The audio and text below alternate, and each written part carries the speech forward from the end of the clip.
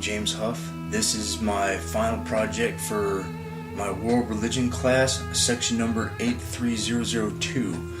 I will be talking about the ancient Egyptian religion. First on the history of it, started approximately 3000 BC and lasted almost 3,000 years. For extinct religions, it's possibly one of the longest running ones. It's generally divided into three periods. First you have the Old Kingdom, which lasted from somewhere in the area of 3000 BC until about 2100 BC. And then there's the Intermediate period. It ran from approximately 2100 BC up to around 1500 BC, or maybe more specifically around 1550. Of course, being this old, none of the dates are known for sure. And then there's the New Kingdom, which was in rule from 1550 BC until approximately 1070 BC.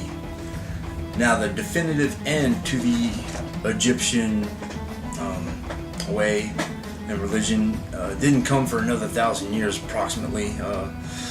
It's only a guess by experts at best. The definitive end, though, can itself be, there's two possibilities. One would be the flight of King Nectanebo in the year 342 BC, when he left the country of Egypt under attack. That could be the beginning of the fall of the Egyptian religion. And they think the final end to the Egyptian way happened in approximately the year 30 BC, when the Roman Empire came into Egypt and pretty much took over, and they began the ways of the Romans at that point.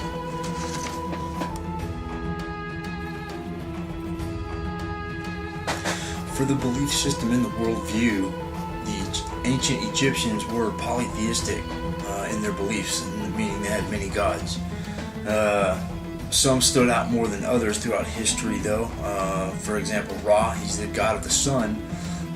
He actually was the primary god from the 5th dynasty up until for several centuries, actually. And then later, Ra was combined with Horus. Horus was the son of the god Osiris. About the time during the 5th dynasty when Ra became the prominent god, that's when Osiris also came about. He was the god of the underworld.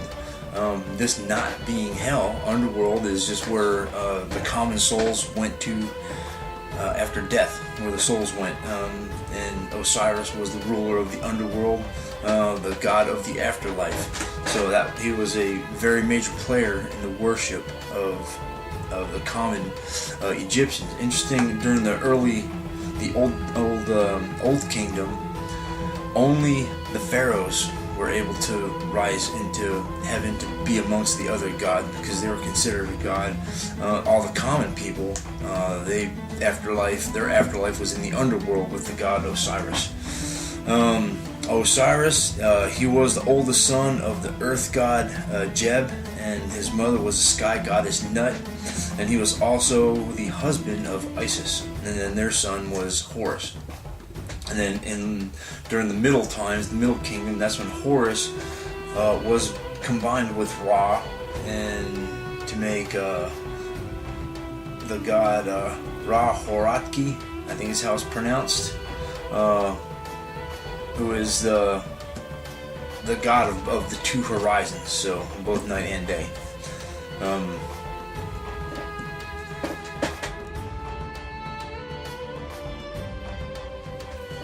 Eventually, around 2000 BC, is when the Middle Kingdom of ancient Egypt came around, and rulers from Thebes reunified the Egyptian nation.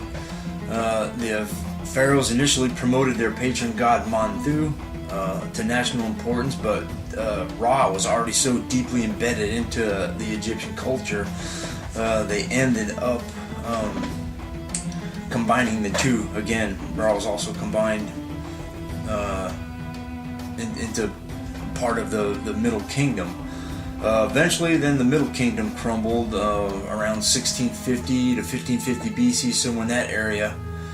when Egypt was taken over again, and then Thebes, the Theban rulers, I should say that Egypt kind of started to fall apart, and the Theban rulers again reunited Egypt into the new kingdom once again. Brought back Ra as the long established patron of kingship, and the temple in Thebes from there on became Egypt's most important religious center for the next couple of thousand years.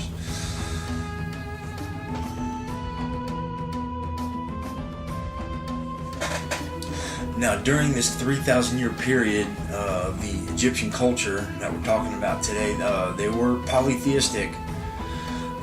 Except for during the period of one pharaoh. There was a pharaoh, Akhenaten, from approximately, he ruled for 17 years, and his rule ended around anywhere from 1336 to 1334 BC. During that pharaoh's rule, he abandoned the polytheistic approach and said that there is only one God, and this is the only time during the Egyptian period, during the 17 years, where they were monotheistic. He ordered that there was only one God at that time.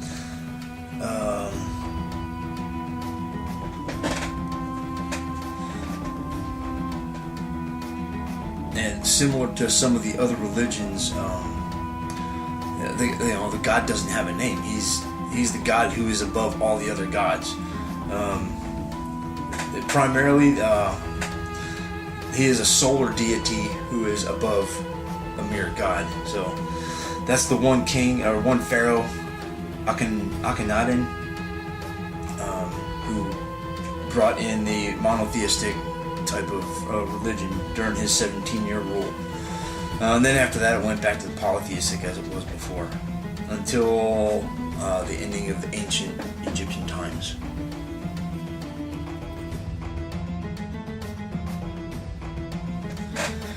For some of the religious practices, as stated earlier, in the Old Kingdom, it was prescribed that only the pharaohs were able to rise into heaven to be with the gods. So the other people, they would worship the other gods like Osiris, and they would also worship their pharaoh to hopefully be led into the underworld and serve under Osiris.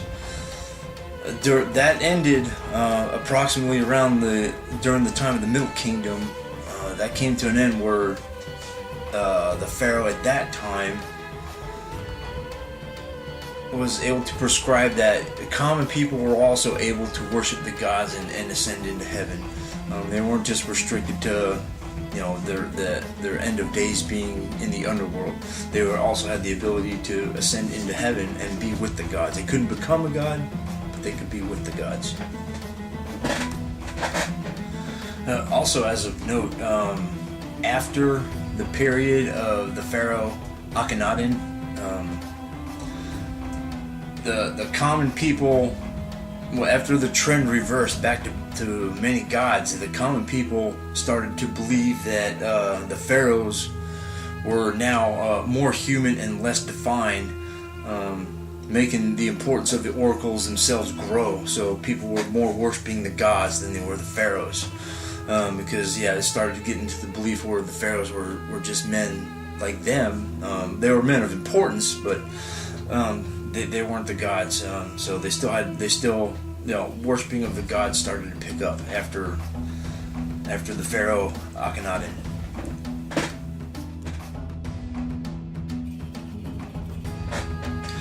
During the final century of the ancient Egyptian times, the religion and the kingdom itself became weaker as people started to have less faith in the kings themselves being pharaohs. They started believing in the gods. The position of the pharaoh kind of lost its importance, and then there was starting to be attacks and takeovers by foreign countries into Egypt, which started basically breaking down the religion itself. So at that time, then once the kingdom of the pharaoh started to break down, the people of Egypt were starting to look for protection, and the goddess Isis, her significance grew quite a bit because she was the goddess of protection, magic, personal salvation, and she became predominantly the most important goddess in all of Egypt until about the 4th century when the Ptolemaic dynasty took over. They assumed a pharaoh type role, maintaining the traditional religion, but they started using Greek classes at that time. So they did the role, they played the part, but it really wasn't the classical Egyptian type society that had existed for 2,500 years. And then in 30 BC, the Romans took over, the Roman Empire took over Egypt, and they say that that's where the old ancient Egyptian way ended at that point. And then getting back to the rituals and practices, a lot of people know, as I already know, mummification was a big thing. That the body is preserved. The bodies of the pharaohs were preserved, and so they could ascend into heaven. So their souls could ascend into heaven and be with the gods. So mummification among the Egyptian pharaohs was a huge ritual and practice that was done at that time.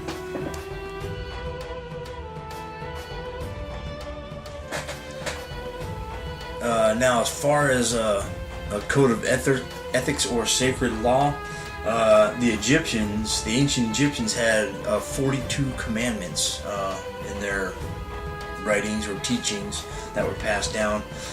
Interesting enough, 8 of the 10 commandments are directly in the 42 commandments of the Egyptians, of the ancient Egyptians. Thou shalt not kill, commit adultery or rape, thou shalt not steal, bear false witness, lie or speak falsely of another, do not take do not take any of the God's name in vain, don't cover thy neighbor's goods, and remember and observe the appointed holy days.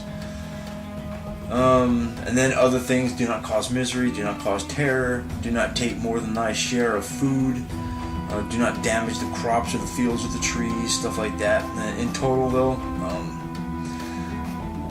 there was 42 commandments in the ancient Egyptian religion.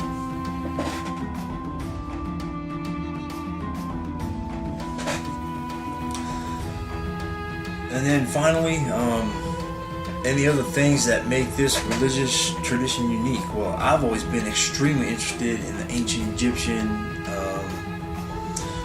Egyptian culture, their reign of 3,000 years on this planet, and what they accomplished in those 3,000 years. Not just religiously. I mean, religiously they had very many gods. It changed from time to time, but there are certain aspects of it that remain unified through the entire time, except for the rule during the one pharaoh, where he proclaimed that they are monotheistic during that 17 years. But just the other things about the Egyptian culture have always interested me, with the feats of engineering and building the things like the Sphinx and the pyramids, some of the stone engravings and things that just would be extremely difficult to do nowadays. You can watch Discovery anytime, or National Geographic, or look on Netflix and see all kinds of television shows about the ancient Egyptians and what they accomplished in their time, and how the religious deities factor into that. I mean, some people think could have been help from others off planet, and some of these religious deities could be deities, the people who could have been giving them the help. I don't know, hard to say. But I've always been fascinated by the ancient Egyptians, what they were able to accomplish, and what they did during their 3,000-year reign on this planet. And having done this assignment, I learned a little bit about their religion and how it factored into play, and it was all very interesting. So I enjoyed doing this assignment. It was a great class, and thank you very much.